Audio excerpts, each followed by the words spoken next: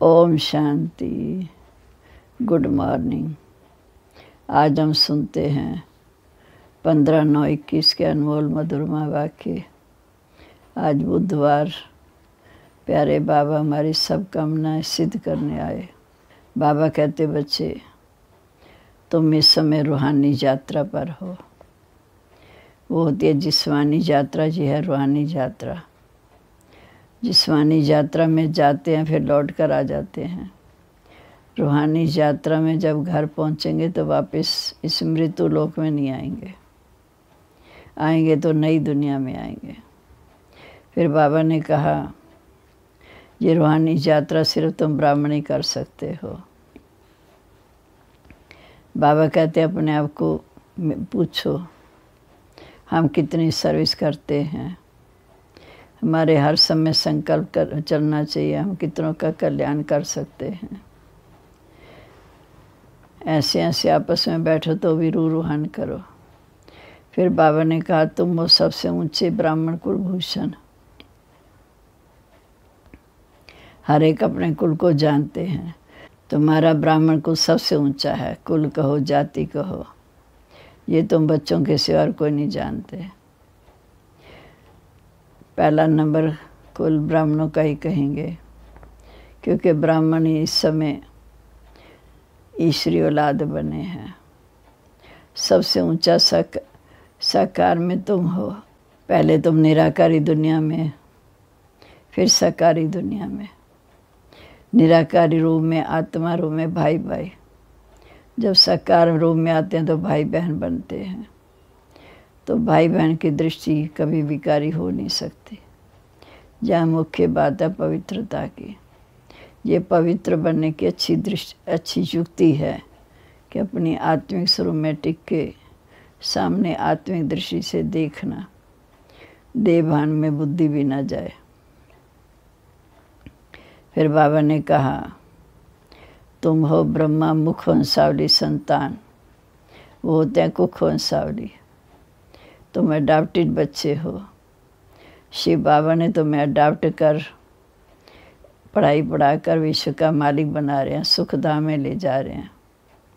बाबा कहते, मैं आता हूँ कलयुगी दुनिया में और फिर तुम बच्चों को पान बनाकर ले जाता हूँ सुख की दुनिया में, जहाँ सुख, शांति, आनंद, प्रेम सब कुछ है। बीच में आकारी दुनिया है। ब्रह्मा दिखाते हैं सूक्ष्म वतन में, वास्तव में ब्रह्मा साकार में ब्रह्मा को दाढ़ी मूछ दिखाते हैं, अर्थात वानप्रस्थ अवस्था दिखाते हैं। तो प्रजा तो साकार में रची जाती है, सूक्ष्म वतन में तो प्रजा रची नहीं जाती। इसलिए शिव बाबा आकर प्रजापिता ब्रह्मा के तन का आधार लेकर उनके द्वारा हमें समझाते हैं। इस ब्रह्मा को कोई नहीं पुकारता, पुकारते हैं शिव बाबा को। इन ब्रह्मा को भी कहते हैं शिव बाबा को याद करो। सबसे ऊंचा शिव बाबा जो सर्वशक्तिवान है। फिर बाबा ने कहा कि बाप को लौकिक अलौकिक परलौकिक कहा जाता है। लौकिक बाप सबका है, परलौकिक बाप को याद करते हैं। अलौकिक बीच में ब्रह्मा बाबा, जिसके द्वारा शिव बाबा के हमें समझाकर पावन बनाकर फिर साथ ले जाते हैं। तो इस समय हमारे संगम अलौकिक बाप को कोई जानता ही नहीं। सतयुग में होता है सिर्फ एक बाप, लौकिक बाप। वहाँ ये बातें दुखी होती नहीं। द्वापर में होते हैं दो बाप, एक लौकिक एक परलौकिक। लौकिक होते परलौकिक को याद करते हैं। अब इस समय हमारे 3 बाप हैं, लौकिक, अलौकिक और परलौकिक। लौकिक होते हैं परलौकिक बाप को याद करते हैं, तो बाप भी ब्रह्मा द्वारा हमें पावन बनाकर साथ ले जाते, ब्रह्मा द्वारा ही हमें वर्षा देते हैं। तो बाबा कहते हैं, मुझे याद करो, माना शिव बाबा को याद करो, जिसकी याद से विकर्म विनाश होंगे और हम आत्माएं बाप के साथ ही अपने घर चली जाएंगी। अब हम सुनते हैं आज के मधुरमा वाक्य। बाबा कहते, मीठे बच्चे, अभी तुम अमर लोक की यात्रा पर हो। तुम्हारी ये बुद्धि की रूहानी यात्रा है। जो तुम बच्चे सन्मुख सच्चे सच्चे ब्राह्मण ही बन सकते हो। प्रश्न है, अपने आप से आपस में कौन सी वार्तालाप करना शुभ सम्मेलन है? अपने आप से बातें करो। क्या महात्मा इस पुराने छीछी शरीर को छोड़ वापस घर जाएंगे? ये तन अब कोई काम का नहीं, क्योंकि रोगी है। अब तो बाबा के साथ जाएंगे। आपस में जब मिलते हो तो यही वार्तालाप करो कि सर्विस की वृद्धि कैसे हो, सबका कल्याण किस तरह हो, सबको रास्ता कैसे बताएं। यही शुभ सम्मेलन करो। गीत है, दिल का सहारा टूट ना जाए। हमने बाबा का सहारा लिया, ये टूटे नहीं, मन सदा उसकी लगन लगी रहे। ओम शांति। मीठे मीठे रूहानी बच्चे, सभी सेंटर्स के ब्रह्मा मुखवंशावली सर्वोत्तम ब्राह्मण कुलभूषण अपने को जानते हैं। जो जिस कुल के होते वे अपने कुल को जानते हैं, चाहे कम कुल वाले हो चाहे अच्छे कुल वाले। कुल कहो जाति कहो, दुनिया में तुम बच्चों के सिवाय और कोई इन बातों को नहीं जानते। ब्राह्मणों का ही सर्वोत्तम कुल है। पहला नंबर कुल कहेंगे ब्राह्मणों का। ब्राह्मण कुल अर्थात ईश्वरी कुल। पहले निराकारी कुल, फिर आते हैं साकार सृष्टि में। शांति धाम में निराकारी कुल आते हैं साकार में। सूक्ष्म वतन में तो कुल होता नहीं, ऊंचे तो ऊंचा साकार में है। तुम ब्राह्मणों का कुल, ऊंचे तो ऊंचा साकार में है। तुम ब्राह्मणों का कुल। तुम ब्राह्मण ही आपस में भाई बहन हो। बहन और भाई होने के कारण विकार में जा नहीं सकते। बाबा कहते तो ना अनुभव से कह सकते हो कि ये पवित्र रहने की अच्छी युक्ति है। हर एक कहते हैं ब्रह्मा कुमार कुमारी हैं। शिववंशी तो सब हैं, सारे विश्व के आत्मा शिववंशी। फिर जब साकार में आते हैं तो प्रजापिता ब्रह्मा के नाम होने कारण भाई बहन हो जाते हैं। प्रजापिता ब्रह्मा है तो ज़रूरत है, अडाप्ट करते हैं।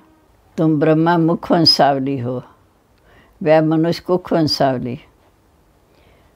वह मुखवंशावली का अर्थ भी नहीं जानते।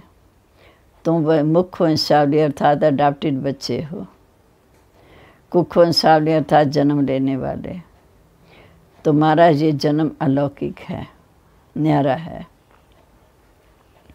बाप को लौकिक अलौकिक परलौकिक आ जाता है। प्रजापिता ब्रह्मा को अलौकिक बाप कहेंगे। लौकिक बाप तो सभी को है, यह है कॉमन। परलौकिक बाप भी सभी का है। शिव बाबा भी सभी का बाप है। भक्ति मार्ग में तो हे भगवान, हे परमपिता सभी कहते रहते हैं, परंतु इस बाबा को, ब्रह्मा बाबा को कोई पुकारता नहीं। ये बाबा है सिर्फ ब्राह्मण बच्चों का। उन दोनों को तो सब जानते हैं, लौकिक परलौकिक। बाकी ब्रह्मा को, ब्रह्मा में मुँह जाते हैं, क्योंकि ब्रह्मा तो सूक्ष्म वतनवासी दिखाते हैं, यहाँ तो दिखाते नहीं। चित्रों में भी ब्रह्मा को दाढ़ी मूछ वाला दिखाते, क्योंकि वानप्रस्थ अवस्था है। प्रजापिता ब्रह्मा तो जहाँ सृष्टि पर है, सूक्ष्म वतन में तो प्रजा रच नहीं सकते। ये भी किसी के बुद्धि में नहीं आता। ये सब बातें बाप आकर समझाते हैं। ये रूहानी यात्रा भी गाई हुई है। रूहानी यात्रा वह जहाँ से फिर वापस लौट कर नहीं आते। दूसरी यात्राएं जन्म जन्मांतर करते आए और जाकर लौट आते, वो है जिस्मानी यात्रा। तुम्हारी है रूहानी बुद्धि की यात्रा। तो मृत्यु लोक में वापस नहीं लौटते। बाप तुमको अमर लोक की यात्रा सिखाते हैं कि याद करते करते शांति धाम जाना है। वह तो कश्मीर तरफ अमरनाथ की यात्रा पर जाते हैं। अमर लोक एक आत्माओं का घर, दूसरा मनुष्यों का, जिसको स्वर्ग अथवा अमर लोक कह सकते हैं। आत्माओं का घर है निर्वाण धाम। बाकी अमर लोक सतयुग और मृत्यु लोक कलयुग, निर्वाण धाम में शांति लोक जहाँ आत्माएं रहती हैं। ये है रूहानी यात्रा। सिखलाने वाला एक ही रूहानी बाप है और वो सारे कलम में एक ही बार आकर समझाते हैं। तुम ब्राह्मण कुलभूषण ही ये बातें जानते हो कि रूहानी यात्रा अर्थात याद में हो, गाया भी जाता है कि अंतमते सो गते, याद करते करते हम घर जाएंगे, अंतमते सो गते। तुमको याद आता है बाबा का घर, समझते अब नाटक पूरा हुआ, ये पुराना वस्त्र उतार घर जाना है। आत्मा में खाद पड़ने से अर्थात विकारी खाद पड़ने से शरीर में भी खाद पड़ी, बीमार रोगी हो गया। जब आत्मा पवित्र बनती है तो हमारे को शरीर भी पवित्र मिलता है। सतयुग में योग बल की संतान है निर्विकारी। ये भी तुम बच्चे समझते हो, बाहर वाले तो इन बातों को कुछ नहीं समझते। समझाने वाला होगा तो ज़रूर किसी को, जो खुद समझेगा वो दूसरे को समझाएगा। मनुष्य जब यात्रा पर जाते हैं तो पवित्र रहते हैं, फिर घर आकर अपवित्र बनते। यात्रा की भी शौकीन है, सीज़न होती है। सदैव तो यात्रा पर जा न सके, ठंडी बरसात के समय तो कोई जा न सके। तुम्हारी यात्रा में तो ठंडी गर्मी की कोई बात ही नहीं, क्योंकि तुमने तो घर बैठे बुद्धि की यात्रा करनी है, बाप को याद करना है। बुद्धि से खुद समझ सकते हो कि हम जा रहे हैं बाप के पास। जितना याद करते हैं उतने भी कर्म विनाश होते। बाप के घर में जाकर फिर हम नई दुनिया सतयुग में आएंगे, ये बाबा समझाते हैं। जहाँ भी बच्चे नंबरवार हैं, वास्तव में यात्रा को भूलना नहीं चाहिए कि हम हर घड़ी रूहानी यात्रा पर हैं, लेकिन माया भुला देती है। इसलिए लिखते भी हैं बाबा, आपकी याद भूल जाती है। अरे याद की यात्रा जिससे तुम एवर हेल्दी वेल्दी बनते, ऐसे बाप को तुम भूल जाते हो। वैसे भी कहते हैं कि बाप को याद करना बड़ा सहज है। बाबा कहते हैं अपने साथ ऐसी ऐसी बातें करनी चाहिए कि आत्मा पहले सतो प्रधान थी, फिर कैसे उतरते उतरते तमो प्रधान बन गई, फिर शिव बाबा आए हैं, हमको पर युक्ति से बहुत अच्छा समझाते हैं। बाकी याद करना है, आंखें बंद कर विचार नहीं किया जाता। बाबा ने एक्ट करके दिखाई, कैसे ऐसे अपने साथ बातें करो कि हम ही सतो प्रधान थे, हम ही विश्व पर राज करते थे। ये दुनिया गोल्डन एज थी, फिर गोल्डन से सिल्वर एज में आई, फिर आयरन कॉपर एज में आई, फिर आयरन एज में आई। अब आयरन एज का अंत है। बाबा हम आत्माओं को कहते हैं, मीठे बच्चे मुझे याद करो, अपने घर को याद करो जहाँ से आए हो। फिर याद करते करते अंतमते सो गते हो जाएगी। तुमको वहाँ ही जाना है, ये युक्ति बाप ही बताते हैं। सवेरे उठकर अपने से बातें करो कि हम सवेरे, बाबा अपनी बात बताते हैं, हम सवेरे से उठकर विचार सागर मंथन करता हूँ, क्योंकि ये सच्ची कमाई करनी है। सुबह का साईं बेड़ा लगे लाई, तो उस साईं को याद करने से तुम्हारा बेड़ा पार हो जाएगा। बाबा जो करते हैं, जैसे करते हैं, वैसे बच्चों को समझाते हैं। इसमें खिटपिट की तो कोई बात ही नहीं। ये कमाई की बहुत अच्छी युक्ति है। अल्लाह को याद करने से बेबादशाही मिल जाएगी। बच्चे जानते हैं कि हम राजयोग सीख रहे हैं। बाबा बीजरू भी है, नॉलेजफुल भी है। हमें झाड़ पर पूरा समझाते हैं। आदि में ये झाड़ कैसे वृद्धि को पाता, फिर कैसे उसकी आयु पूरी होती, और झाड़ को तो और झाड़ों को तो तूफान लगने से गिर पड़ते हैं, परंतु मनुष्य सृष्टि रूपी झाड़ का पहला फाउंडेशन है आदि सनातन देवी देवता धर्म, जो प्राय लोप हो जाता। ये भी होना ही है। ये जब गुम हो जाए तब कहा जाए एक धर्म की फिर से स्थापना, अनेक धर्मों का विनाश। आदि सनातन देवी देवता धर्म जब प्राय लोप हो जाता है तब फिर बाप आकर अनेक धर्मों का विनाश कर सत्य धर्म की स्थापना करते हैं। क्योंकि आत्मा में खाद पड़ जाती तो जेवर झूठा हो जाता। बच्चे समझते हैं हमारे में खाद थी, अब हम याद से स्वच्छ बन रहे हैं। तो ऐसा औरों को भी रास्ता बताना है। पहले सत्व प्रधान हेमन था, तो बच्चों को सवेरे सवेरे उठ अपने आप से ऐसी बातें करनी है, अर्थात रूह रूहान करनी है। विचार सागर मंथन करना चाहिए। फिर किसको समझाना होता कि 84 जन्मों का चक्र है। 84 जन्म कैसे लेते हैं, कौन लेते हैं? ज़रूर जो पहले जन्म में आए होंगे सतयुग में वही लेंगे। बाबी भारत में आते हैं, आकर 84 का चक्कर समझाते हैं। बाप कहाँ से आए ये भी कोई नहीं जानता। बाप आकर अपना परिचय खुद देते हैं। मैं आत्मा भी ज्योति बिंदु परम धाम से आता हूँ। कहते हैं मैं आकर तुम्हें राजयोग सिखाता हूँ। मन मना भव, मुझे याद करो तो विकर्म विनाश होंगे। ऐसी समझानी सिवाय बाप के और कोई दे ना सके। यहाँ तो भगवान ज्ञान का सागर, इनको कुछ भी हाथ में रख पढ़ना नहीं है। वो तो ज्ञान का सागर है, ये कहीं से सीखा नहीं है। कल पहले भी आकर तुम बच्चों को इसी संगम पर समझाया था। फिर बाप आकर राजयोग सिखाते हैं।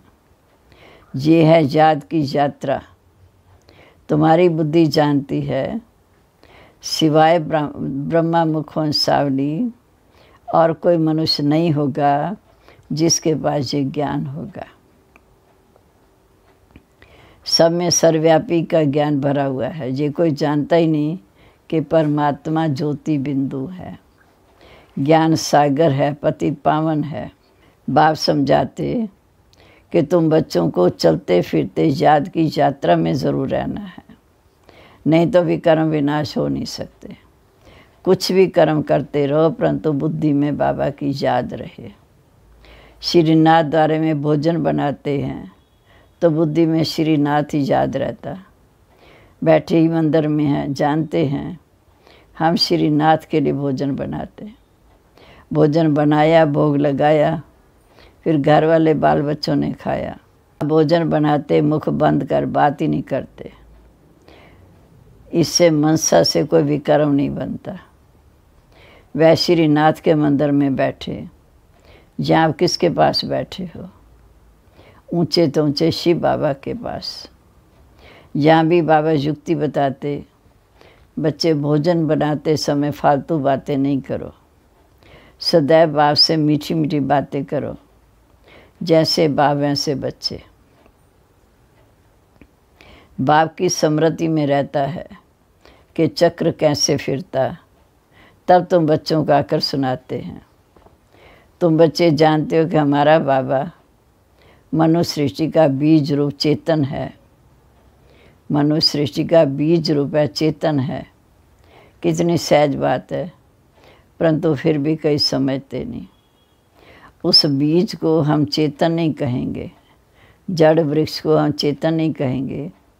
ये नॉलेजफुल है शिव बाबा और चेतन है, ये एक ही है। वह भी तो अनेक प्रकार के होते। भगवान को कहा जाता है मनुष्य सृष्टि का बीज रूप।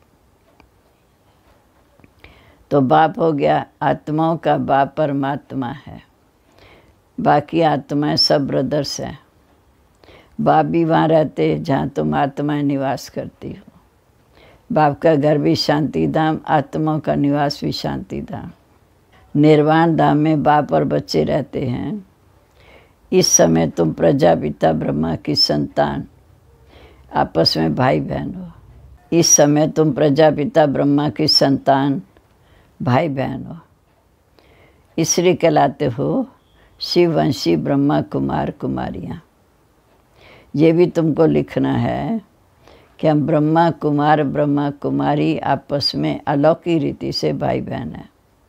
बाप ब्रह्मा द्वारा सृष्टि रचेंगे तो भाई बहन ठहरे। कलब कलब ऐसे ही आकर हमें क्रिएट करते हैं, अडॉप्ट करते हैं। मनुष्य को प्रजापिता नहीं कहा जाता, बाल बाबा कहते हैं, परंतु हद का इनको प्रजापिता कहेंगे, क्योंकि बहुत प्रजा है अर्थात ढेर बच्चे हैं।